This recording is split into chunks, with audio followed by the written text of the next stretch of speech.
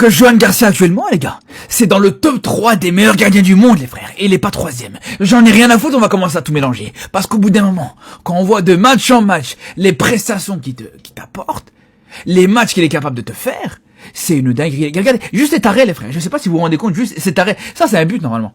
Vous voyez ça c'est un but, là. Là, voilà, une occasion. Ça, c'est pas une occasion, c'est un but.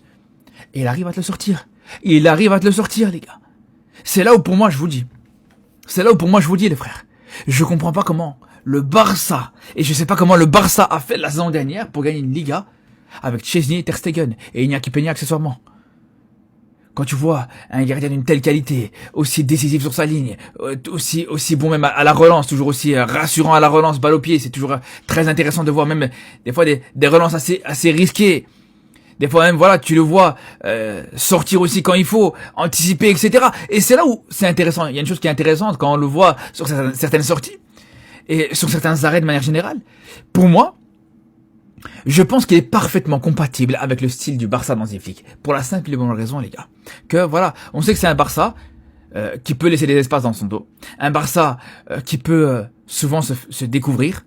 Ça, c'est une réalité. Mais justement, avec un Johan Garcia toujours là pour être capable de pouvoir fermer les brèches, combler les brèches, c'est là où c'est intéressant, les frères.